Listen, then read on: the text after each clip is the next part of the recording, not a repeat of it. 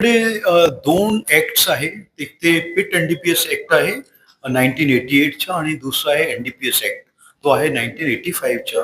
या दोन्हीमध्ये असं आहे की जर क्राईमची प्रोसिड्स मधून जर कोणी जर आपली संपत्ती अर्जित केली असेल किंवा बनवली असेल तर त्याला डॅमेज म्हणजे डिमॉलिश करण्याच्या आणि त्याला ताब्यात घेण्याचा असा अधिकार आहे त्या याच्यात.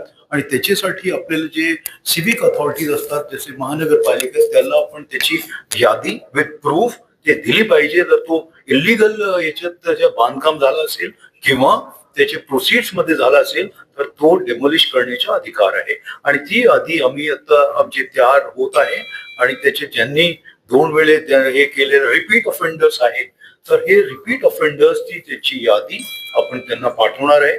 आणि आमची जी मीटिंग सध्या झालेली आहे माननीय महापौर मॅडम सोबत आणि तसेच ते आदरणीय सगळे कॉर्पोरेटर्स होते त्यांना आम्ही ते यादी देणार आहे आणि मग त्याच्यानंतर त्याच्यावर कारवाई होईल अशी गवाही माननीय महापौरने दिलेली आहे. कशा पद्धतीची कारवाई अपेक्षित आहे आणि मुख्य म्हणजे देशात किंवा राज्यात असं पहिल्यांदा घडणार आहे कोणती कारवाई?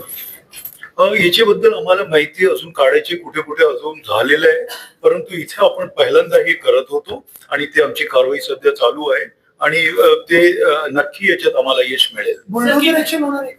ऑफकोर्स ते डेमॉलिश आहे त्याच्यात बुलडोझरही वापरू शकतात किंवा इतर जे साहित्य असतात त्याचा वापर करून ते करू शकतात ते करून घेतील ते संबंधित डिपार्टमेंट. साधारणपणे या यादीमध्ये किती गुन्हेगारांचे नाव आहे आणि जे आपण सांगितलं रिपीट ऑफेंडर्स तर रिपीट ऑफेंडर्स काही अशी निकष 4 का 2 का 3 का?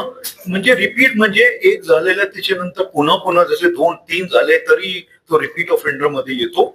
आणि त्याच्यात जे म्हणजे मोठे जसं ज्याच्यात कमर्शियल क्वांटिटी असतात जसे एमडी किंवा इतर जे सिंथेटिक ड्रग्स आहे 50 ग्राम पेक्षा जास्त असतील तर ते एक आहे.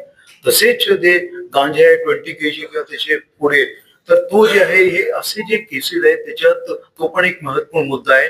तर ते आपण शोधतो आहे किती किती कुठे कुठे झालेलं आहे ते आमची यादी तयार होत आहे. यादी तयार झाल्यानंतर आम्ही जास्त त्याच्यावर बोलू शकणार. साधारणपणे किती गुन्हेगार याच्यामुळे हातील आतापर्यंतचे अंदाज अंदाजा देणे थोडं चुकीचं राहील परंतु मोठी संख्या आहे त्याच्यात मी 5 मिनिटांनी तुम्हाला देऊ शकतो ते माहिती. आणि मनपाने याच्यावर ऍक्ट करावा अशी आपली गेल्या काही दिवसात जेवढी मेहनत पोलिसांनी केली तर मनपाने याच्यावर ऍक्ट करावा ही अपेक्षा आपली. अगदी बरोबर आहे. जसं मी सांगितलं की माननीय महापौर आणि ते महानगरपालिका आयुक्त ते दोघांना अशी आमच्याकडून पत्र जातील आणि त्याप्रमाणे ते कारवाई करतील अशी अपेक्षा आहे.